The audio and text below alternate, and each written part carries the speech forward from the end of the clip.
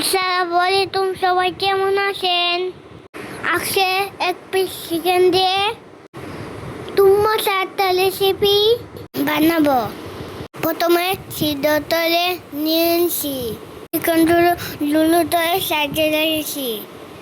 এখন পেঁয়াজটা বেছে নিব।